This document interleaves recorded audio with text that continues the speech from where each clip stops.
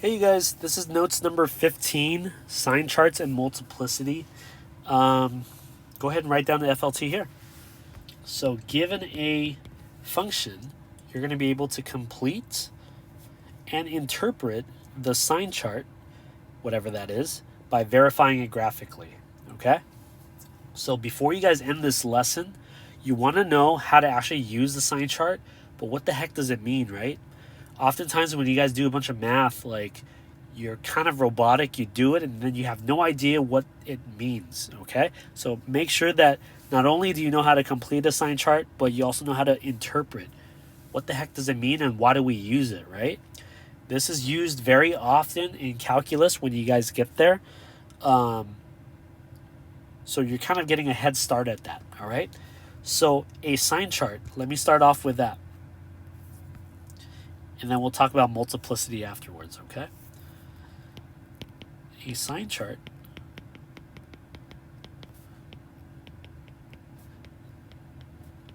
gives you an idea of where the graph is going. Okay? So remember, the big goal, you guys, is to eventually know how to sketch higher degree polynomial functions. Okay? So you guys learned in the last lesson how to find intercepts, right? So we have an idea of where the graph hits the axes. So that gives us a little bit more information of the picture. But now today, with the sign chart and multiplicity, you're going to be able to figure out where the graph is really going. Not exactly, but you'll have a rough idea of where it's going, okay? So here's what we do. I'll show you by example. Here's example 1.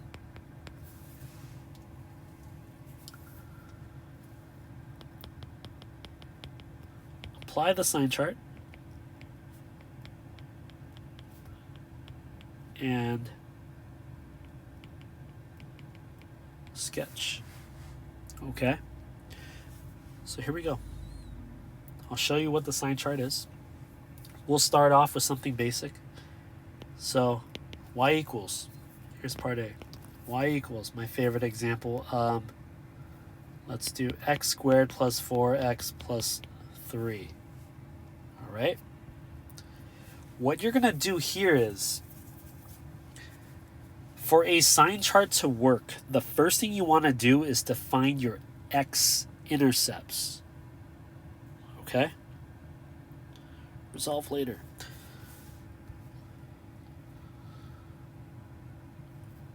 Stop it. Okay, there we go.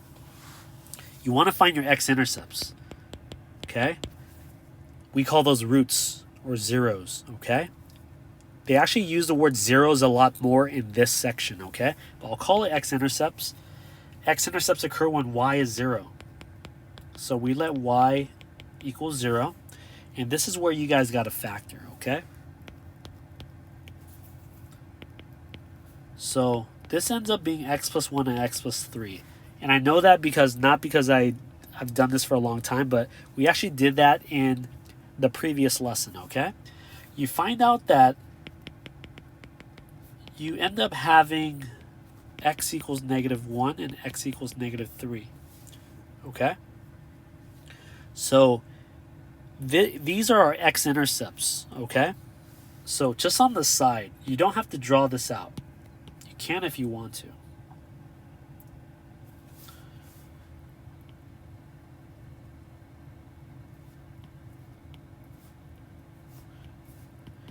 This is the x and y axis, okay? We know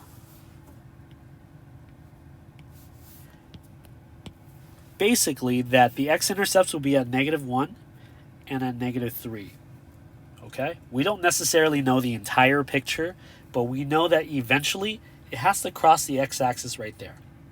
And we can even go more in depth by looking at the y-intercepts, but I'm going to save that for another time, okay? What we don't know, okay, is what happens in between. So take a look. What I'm going to do here is duplicate. Okay. this right here is called a sign chart. Let me clean this up a little bit. Now, what I'm going to do is, oh gosh, all right.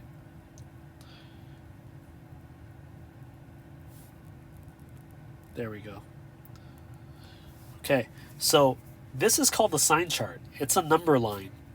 It represents the x-axis, okay?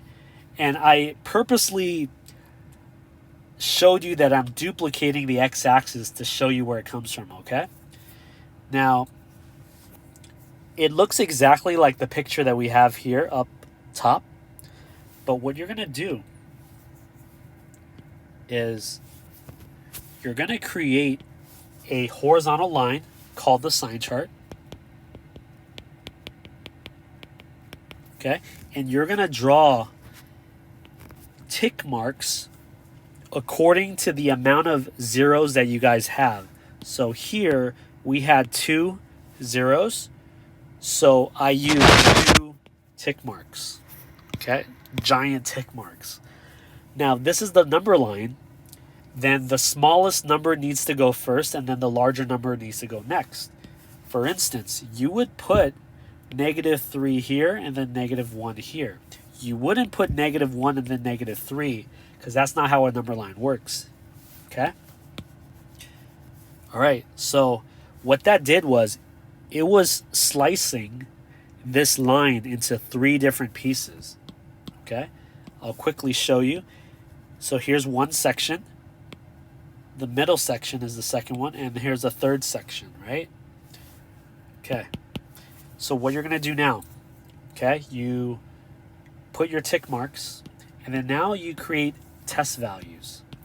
Color coordinate, you guys, all right? You want to pick a safe number that's in that section. So for instance, a safe number in between -3 and -1 is -2. A safe and easy number to the right of -1 is 0. You could also pick 1 or 2 or 3. It doesn't matter what number you pick as long as it's in the right section. So for instance, you don't want to put -12 over here because -12 is somewhere over there. So as long as you're picking a number that's in the right section, you guys are fine. So the easiest number over here is 0. And the easiest number over here is -4, but I'm just going to show you. I'm going to plug -6 here just to show you that it doesn't matter what number as long as it's in the right section, okay? All right. So what you do here is you take a look at your factored version. I'm going to highlight it. Here, how many factors do we have? Okay? We have 2 factors here. So what you're going to do is you're going to draw the skeleton. So you're going to put in 2 empty factors. So if in your problem you had 12 factors, you're going to draw 12 different factors, but empty. You won't ever get 12 factors, but I'm just saying. All right? The sign chart is called a sign chart because we're trying to figure out what the signs are. All right? So what you're going to do, and I'll model this for you guys here. Over here, my test value is 0. In the middle, my test value is -2. And in the left here, my test value is -6. Notice how they don't have tick marks. Okay? I don't draw a tick mark because I don't want to be confused with a 0 and a test value. Okay? So the only ones that have tick marks are the x-intercepts, the roots, the zeros, okay? What you're going to do here is you're going to mentally plug in 0 into this pink highlight. You don't need to know necessarily what the value comes out to. You just need to worry about the sign of it. So here's what I mean. I'm going to write it out. You guys don't need to. But our first number that we're going to plug in is 0. So take a look. So in my head, I'm pretending that x is 0. Okay? So in this first factor, if x is 0, 0 plus 1 is 1. But more importantly, it's a positive 1. I don't care that it's a 1. I care that it's positive. So what I do over here is I show that it comes out positive. When I plug in 0 into the second factor, I end up with something positive. I don't care that it's a 3. I just care that it's a positive. So when you multiply two positives together, that gives you a positive number. Let's try another one. I'm going to plug in -2 now. All right. So if I plug in -2 here into x, into my first factor, I should end up with something negative because the 2 is larger than the 1, so you keep the sign of the larger number. So I know it's going to be something negative, and in the second factor, I know it's going to be something positive. So over here, I would put negative and positive. A negative times a positive is a negative. I'm telling you guys, it's going to look weird at first, but by the end of this lesson, it'll be super easy for you guys, all right? So try this one on your own. Plug in -6 and guess what the two signs should be. It's okay if you make a mistake. I just want to see where we are, okay? So what happens when you plug in -6? Press play when you're ready. When you plug -6 into the first factor, you should get something negative. If you plug -6 into the second factor, you should get something negative. So you would put negative, negative. A negative times a negative will give you something positive. Okay. Let's see if this works out. What does this all mean? Okay. I am going to attempt to make this work. I'll duplicate this.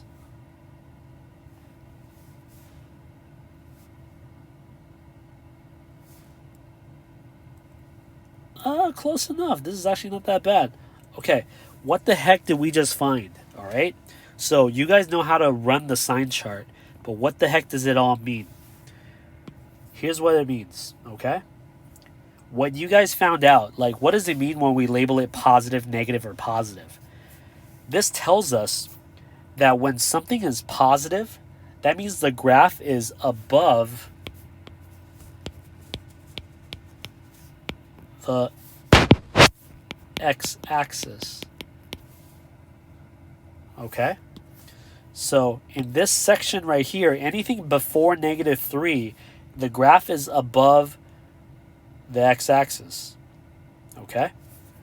So if I had to predict, okay? So I know that it has to come up from somewhere here. Okay? And I draw dotted lines because I'm not really sure. Okay? So it's somewhere starting up here, and then it'll hit that -3. Okay? It wouldn't come from down here because, like it says positive, right? So anything before -3 should give me something above the x-axis. So I'm going to predict that it's something like this. All right? But here, when it says negative, that means everything in this section is going to be below the x-axis. Okay? So I'm going to predict that it's going to dip below and then eventually hit our next 0. Okay? Now in this section, this interval is positive, which means that we're also above the x-axis again. So I'm going to predict that it's something like this. Okay? So this gives you a prediction of what your sketch is going to look like. So let's take a look at the actual graph and see how close we were. Okay? So let's do x squared plus 4x plus 3. Let me scale it. Let me zoom in a little bit. Oh, and there you go. So before -3, it was above. Right after -3 and in between 1, it was below the x-axis. And right after 1, it was above the x-axis. That's pretty close. Right? So now we have an idea of where the graph is going, all right? And that's what the sign chart is for, okay? So here we go. Let's try another one. Here's part B. Let's do y equals 2x squared plus 7x plus 3, okay? So we're going to move a little bit faster, but feel free to replay and pause wherever you need to, okay? Okay, first step is to find your zeros or your x-intercepts or your roots, okay? I'm just going to use the synonyms here. So we're going to let y equal 0 because that's what an x-intercept is. Okay, right now I want you to go ahead and find your roots, okay? Press play when you've just found your roots, but pause there. Okay, so here you can factor it. This comes out to 2x and x plus 1 and plus 3. You could definitely verify that by matching it up with the middle term. You eventually find out that when you set each factor equal to 0, you get negative 1/2 and you get negative 3. Hopefully you got that too, okay? So what you do is you draw a number line. We call that our sign chart, okay? You don't have to draw the x and y axes, okay? Okay, so I noticed that I have 2 zeros, so I'm going to draw 2 tick marks. Notice how I don't really go to scale here, okay? So I have 2 tick marks. I have negative 1/2 and negative 3. Which one should be on the left here? Which one's the smaller number? Okay, negative 3 is smaller than negative 1/2, so negative 3 has to go here first. You gotta put it in order, otherwise your sign chart is gonna blow up, okay? I draw tick marks there because those are my zeros. Then I put in my test values, okay? A safe number to the left of negative 3 is negative 4. A safe number after negative 3 but before negative 1/2 is negative 2. An easy number to the right of negative 1, you could choose anything really. You could choose 0, 1, 2, 3, 4, but 0 is always easy to deal with. Again, you could have chosen different test values, and that's okay, as long as they're in the right section, okay? Because if you don't put in the right section, it'll throw off your sign chart. So I notice that my function has 2 factors, so I'm going to go ahead and draw a skeleton of 2 factors in each section. Again, notice how my test values does not have a tick mark because those are not zeros, okay? All right, here we go. When I plug in negative 4, you're only focusing on the sign. If I plug in negative 4, I'm going to get something negative, something negative. If I plug in negative 2, I'm going to get something negative, something positive. If I plug in 0, I get something positive and positive, okay? Every problem is going to be different, all right? I know it's a coincidence that it matches up with example A, okay? But every problem is going to be different. Okay, so I know that a negative times a negative is a positive. I know that a negative times a positive is a negative. And I know that a positive times a positive is a positive. Okay, what the heck does that tell me? That tells me, and I'll draw this in a blue highlight here. Positive just means that my sketch, okay, so if this is negative 1/2 and this is negative 3, I know that it's going to hit the graph at 0 right here and right here. So that tells me that since this is positive right here, I'm going to be above the x-axis. Since this is negative right here, I'm going to be below the x-axis. But eventually it's going to have to curve back up to hit that 0. And right after negative 1/2, it's positive, so I know it has to be above the x-axis. So something that looks like this, right? And you can go on to decimals and you can confirm it, all right? Now, Let's try a couple more. Here we go. Here's part C. Or actually, you know what? Let's call this example 2. Same directions, okay? So we won't write it out twice.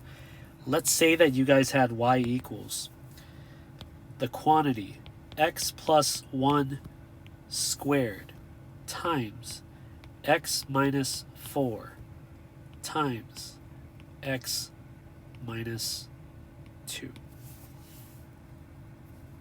Okay? So this is where you get into higher degree functions, okay? All right, same step. First step, we find our x-intercepts, zeros, or in this case, I'll use roots. X-intercepts, zeros, and roots occur when y is 0.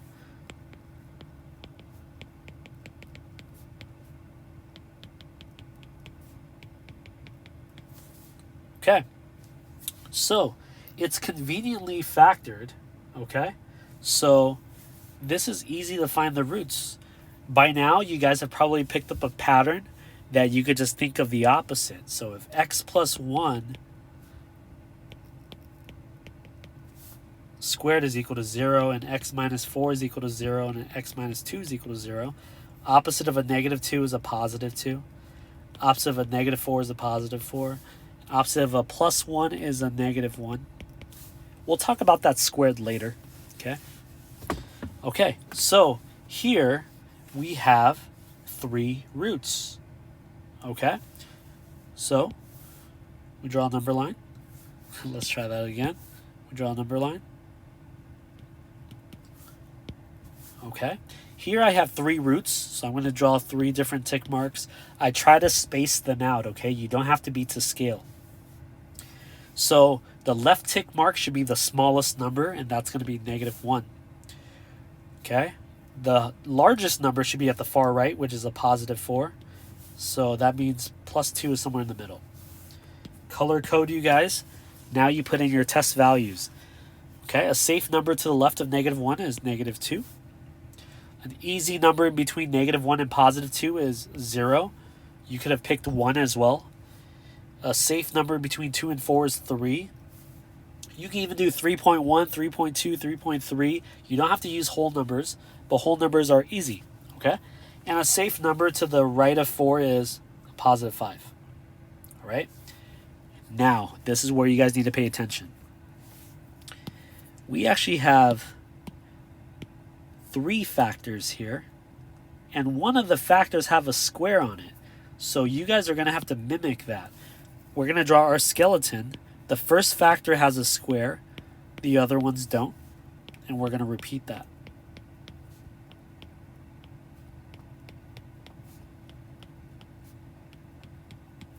Okay? All right. A lot of plugging and chugging, all right? Here we go. If I plug in negative 2 into the first factor, I get negative.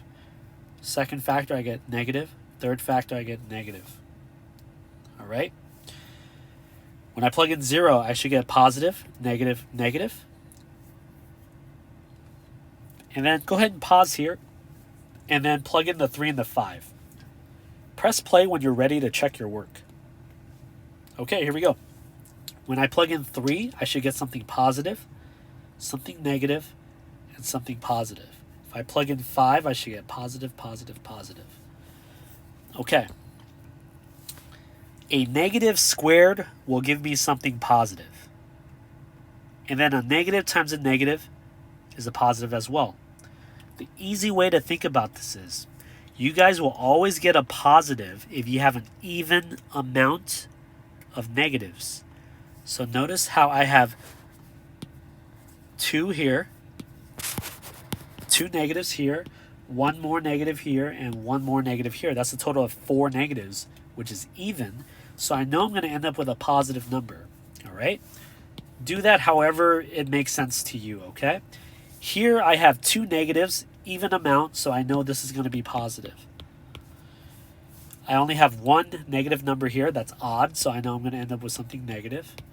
And here I have all positive, so that's going to be positive easily. Okay? All right, so what the heck does this all mean? Here we go, here's our sketch.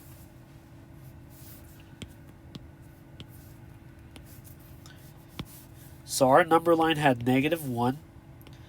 positive 2, and positive 4. I know that I will have the graph hitting these values here. Okay? So I'll draw this in bright green. I know that before -1, I'm somewhere above the x-axis. So I'm somewhere up here.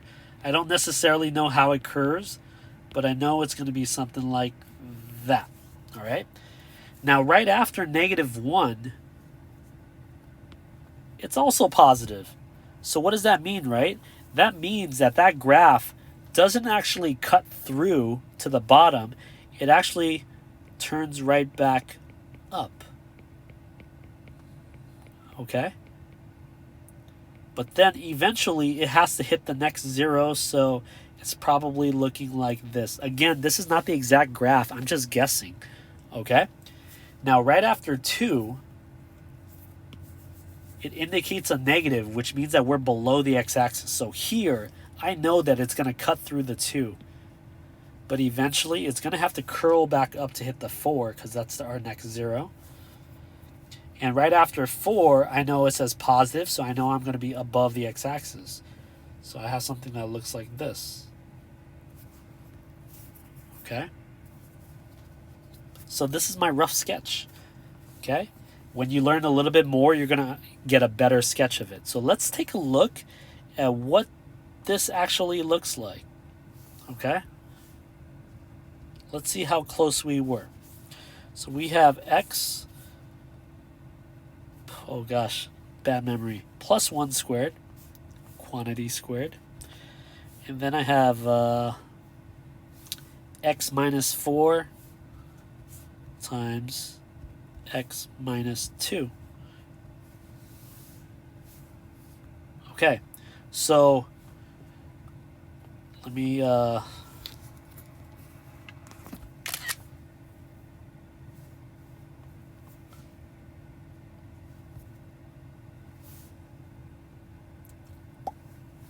there we go.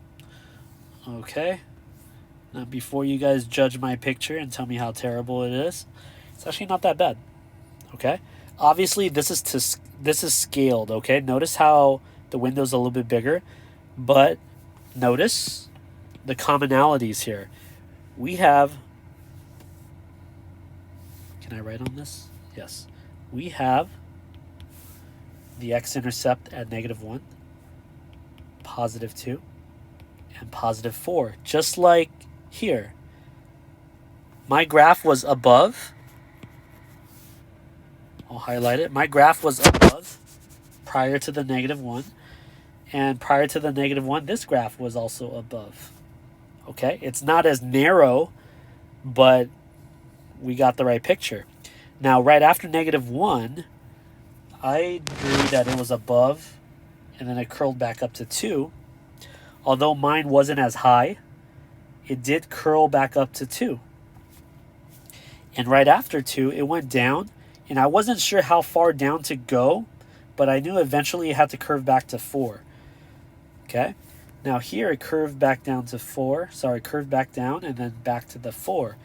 Now, in terms of how far it curves, you guys don't have enough information yet. You guys will learn that when you get to calculus, okay? And right after 4, I noticed that it was above, and check it out, it's above. So even though it wasn't exactly the right picture, it shared the same characteristics. And that's the goal, you guys. You want to be able to get a rough idea of what the picture looks like. All right? Okay, so I'm going to do one more with you guys. Let's do, what example are we on? Part B. Last one for the day. Okay? Let's say we had f of x equals x minus 2 cubed times x minus 1 squared times x plus 1 squared. Okay? So, here we go. First step, we find our x-intercepts, zeros or roots, which is basically where y is 0.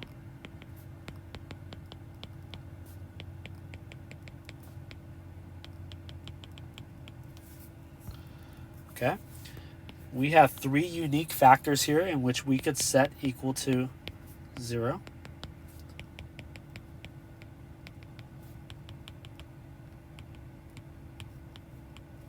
Okay? Now, when you're finding your zeros and it's already factored, you can ignore the exponent for now, but then we'll get to it. Here, x will come out to positive 2. Here, x will come out to positive 1. And here, x will come out to negative 1. All right? All right, so you're going to draw a sign chart. We have 3 unique factors. I'm just going to equally space them out. Don't put them too smushed together because you're trying to work in between. All right? The smallest number here is negative 1, then positive 1, then the largest number is positive 2. All right? Using a different color, you want to plug in some test values. Okay? Press play when you're ready. Just your test values, all right? So I would have chosen negative 2, 0, 1.5, and 3. If you chose other values and they're in the right section, that's perfectly fine. Okay? Notice how in between 1 and 2, there's really no whole number between, so I had to use 1.5 or some type of decimal. Okay? All right. So I look at my factors. I have 3 factors, but they all have exponents on them. Okay? So I have something cubed, something squared, and something squared. Something cubed, something squared, something squared.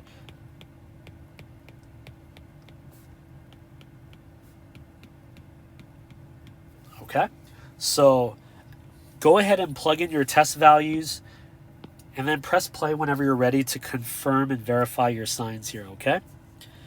All right, if you plug in negative 2, you're going to get something negative, negative, negative. If you plug in 0, you should get negative, negative, positive. If you plug in 1.5, you should get negative, positive, positive. If you plug in 3, you should get positive, positive, positive. Okay. So, I have a total of 7 negatives here, 3, 2, and 2. 7 negatives is an odd amount, so I know I'm going to end up with a negative number. In the middle, I have 5 negatives, so that's an odd amount, so I know I'm going to end up with a negative. Over here, I have an odd amount, so I know I have a negative here. I have no negatives, so this is just positive. What the heck does this all mean? All right, so here we go. I am going to attempt to sketch this. And again, we're not looking for perfection. We're just looking to get a general idea of what it might look like.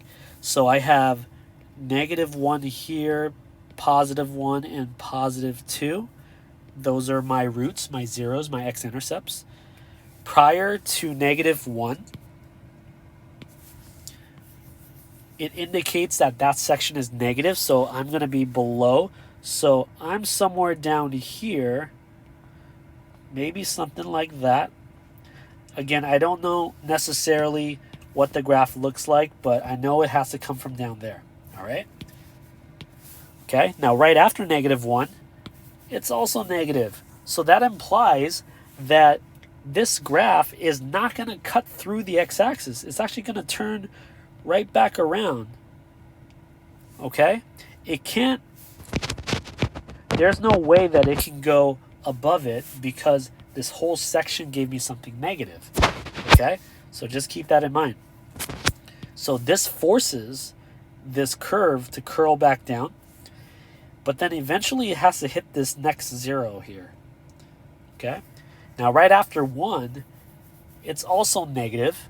So that tells me, you know what? It's not going to cut through again. It's going to stay down below. And eventually it's going to hit this 2. Now right after 2, notice how it's positive. So that means that I'm going above the x-axis. So here I'm actually going to cut through. Okay? Not the cleanest graph, right? But let's see how accurate we were. So x minus 2, x minus 1, x plus 1. All right.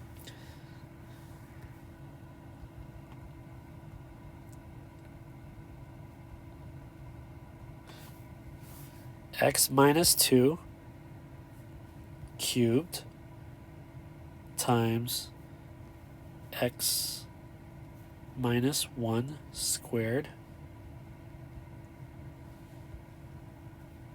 times x plus 1 squared. I think I wrote it down correctly.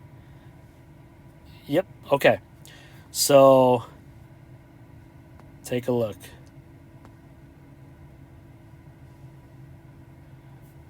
Let me... Ew, gross. Okay, let me fix this window real quick. Let's go -11 to 5. And let's go from -3 to 4. Okay, that gives us a better picture. Okay, so let's take a look at this one here.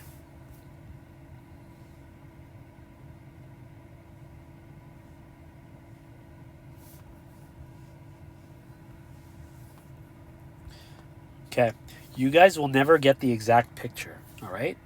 The reason why is because you guys don't have enough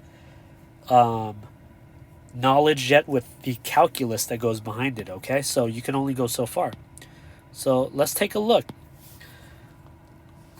So here are our x-intercepts. We said it was -1, +1, and 2, which is what we have up here.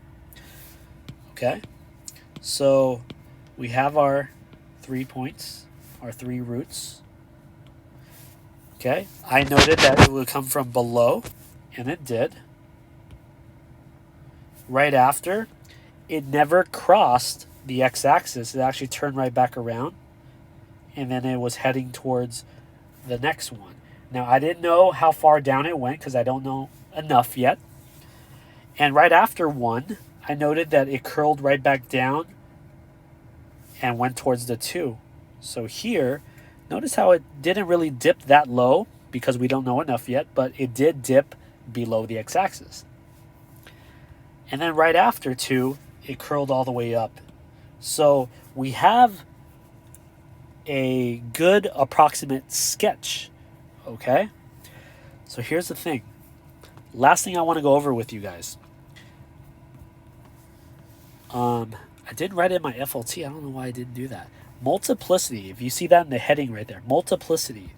Let me introduce this word to you, okay? And then we'll be done for the day. Multiplicity is the power of the 0 or root or x-intercept. Okay? So for instance, okay, right here, x minus 2 gave me a 0 of 2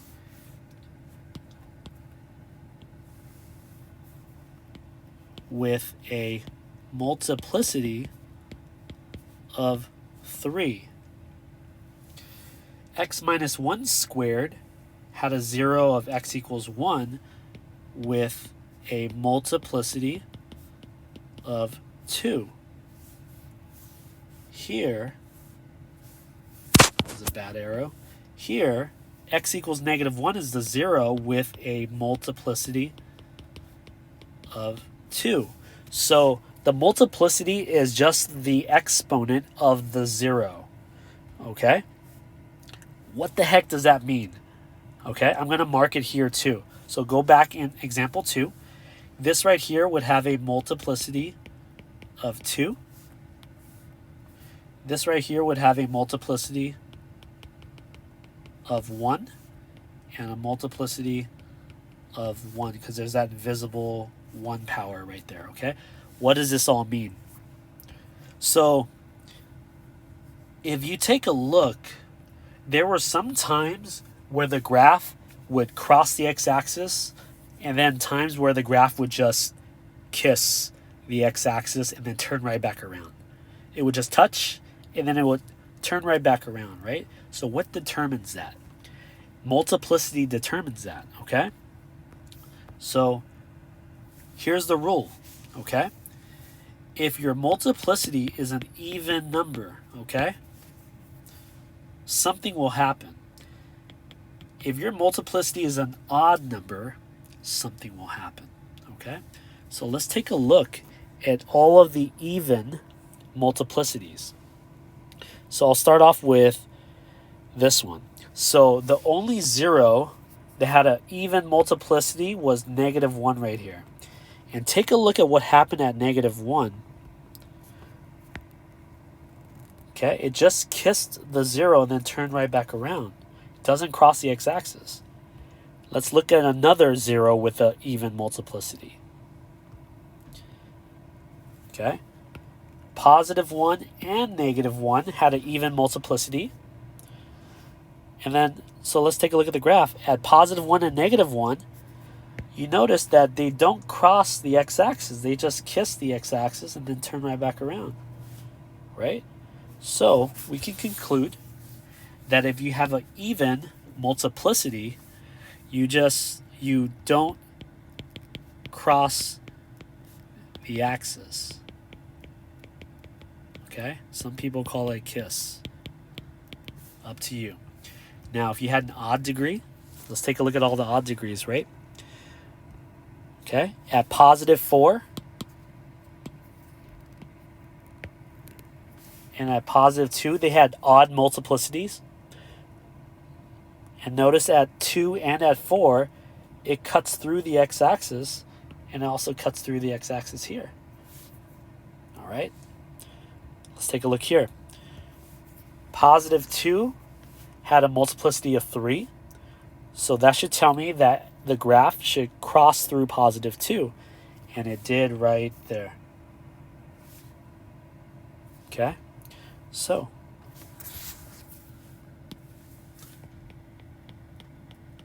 with an odd multiplicity, you will cross, or it crosses, the x-axis. So that gives you a better idea of what the graph is going to look like even more.